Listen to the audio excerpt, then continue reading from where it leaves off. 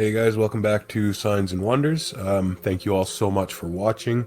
If you are new here, please consider subscribing. And if you do like the video, guys, please remember to hit that thumbs up for me.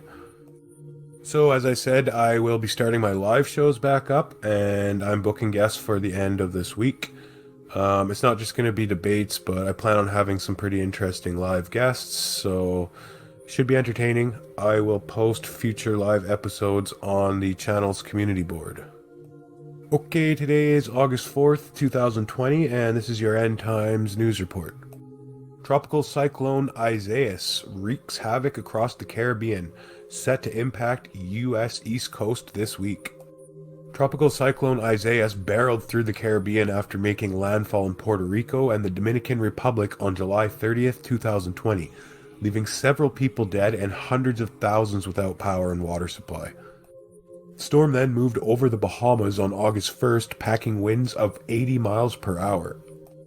On July 30th, almost 500,000 people were left without power, while 150,000 customers lost water supply in Puerto Rico due to the passage of Hurricane Isaias, which also triggered flooding and severe landslides. Gusts of up to 90 kilometers an hour downed power lines and trees.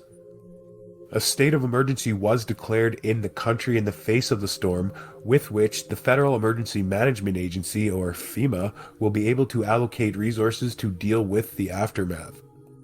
According to the National Weather Service, the storm is set to deliver heavy rainfall, flash flooding, high winds, and hazardous storm surges to the U.S. East Coast this week. Parts of the capital of San Juan were inundated, prompting city council staff to pump water with rubble and debris from sewage. In Rincon, a woman was swept away by a swollen river while she was crossing a bridge. Sadly, her body was retrieved 2 days later. On the same day, the storm lashed the Dominican Republic, leaving widespread damage and killing 2 people.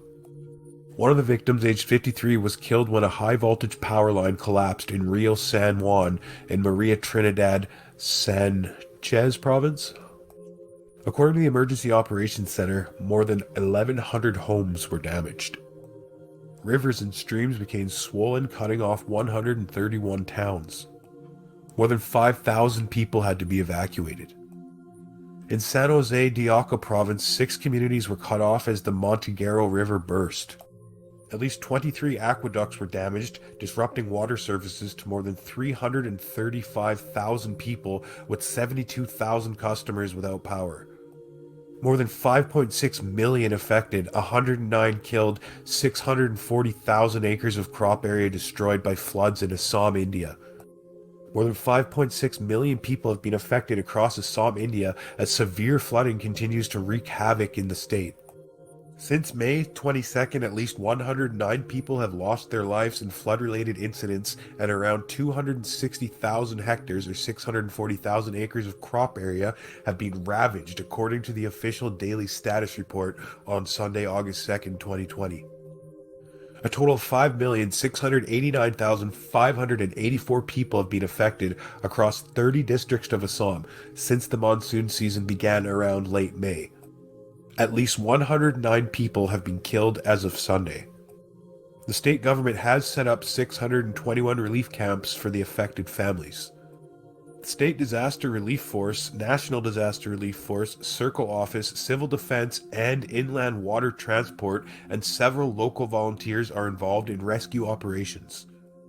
Heavy rain with isolated thunderstorms are expected over most parts of eastern, central, and northern states on August 4th. Flash floods damage or destroy dozens of homes, claim lives of at least 16 people in eastern Afghanistan. Heavy rains lashed parts of a mountainous area in eastern Afghanistan, resulting in a flash flood that damaged or destroyed dozens of homes and killed at least 16 people, an official confirmed Saturday, August 1st, 2020. Sadly, the majority of the victims were minors, while 4 others were also injured. Severe flooding swept through the Kauai district, claiming the lives of 16 minors, according to the governor Atahala Kugani of the Nangara province. Langilia spews ash to 8,000 feet in its first explosive eruption since 2018, Papua New Guinea. Papua New Guinea's Lengilia volcano emitted ash that rose to an altitude of about 2,400 meters on August 2nd and 3rd of 2020. The last explosive eruption at this volcano took place in 2018. According to the Darwin VAAC, the plume of ash rose to 8,000 feet above sea level and drifted northwest around 0750 hours on Sunday, August 2nd. The volcano showed continuous activity as another eruption occurred at 1940 hours on Monday, August 3rd. On July 27th, incandescence was visible from the volcano as captured by Sentinel-2 satellite. Lengilia's last eruptive phase lasted from April 2nd, 2016 to October 30th, 2018. The volcano has only one known VEI-3 eruption, which was in 1954. Signs in the heavens, slow-moving meteor over southern Spain. This stunning meteor overflew the south of Spain at about midnight on July 29, 2020, and was recorded in the framework of the SMART project, which is being conducted by the Southwestern Europe Meteor Network System, or the SWEMN. The meteoroid hit the atmosphere at around 57,000 kilometers per hour. It began at an altitude of about 78 kilometers or 48 miles over the province of Garanda and ended at a height of about 41 kilometers over the province of Jaén. It was spotted from the meteor observing stations located at Sevilla, Sierra Nevada, La Hita in Toledo, and Carla Alto. Severe flooding paralyzes Taif city in Mecca, Saudi Arabia. Heavy rains from Friday, July 24, 2020 have triggered a widespread severe flooding that paralyzed the city of Taif in Mecca, Saudi Arabia. The traffic in Taif City was brought to a standstill as floodwaters trapped many vehicles on roads and streets. The civil defense said they responded to about 30 reports of stranded cars as a result of the accumulated waters, 14 of which had people stuck inside. Stranded individuals were successfully rescued. Residents in Taif's district of Al-Mataza were forced to stay indoors due to intense downpours. An emergency operations room has been established to deal with the situation in coordination with the relevant agencies. Thankfully, no injuries or casualties were reported. Now this next story I found quite startling, guys. Mysterious drone swarm breached secure airspace over largest nuclear power plant in the US. A mysterious incident related to a serious breach of secure airspace over America's largest nuclear power plant has been unearthed through Freedom of Information Act documents gained from the government. It's leading to new fears that America's energy infrastructure is prone to attack and potentially being knocked offline, akin to the drone and missile attacks which temporarily halted all Saudi oil exports last year at Aramco's Abaqaiq oil processing facility. Forbes presents the astonishing details as follows. A tiny armada of between 4 and 6 unmarked drones flew over the Palo Grande Generating Station nuclear power plant in Arizona on the nights of September 29th and 30th, 2019, with plant security proving unable to stop them and authorities still uncertain who was operating them or why. The newly accessed Nuclear Regulatory Commission or NRC documents had called the incident a Dronapalooza, as it involved swarms of inexpensive, likely off-the-shelf drones flying in large numbers over restricted airspace and near sensitive structures of Arizona's Palo Grande nuclear power plant. The documents conclude that it's still as yet unknown who or what entity sent them or who was operating them during the illegal intrusion. The FOIA documents underscore the incident was confusing and chaotic for security on the ground. Here's a report from one of the security logs that night. Officer noted several drones, 5 or 6, flying over the site. The drones are circulating the 3rd unit site inside and outside the protected area.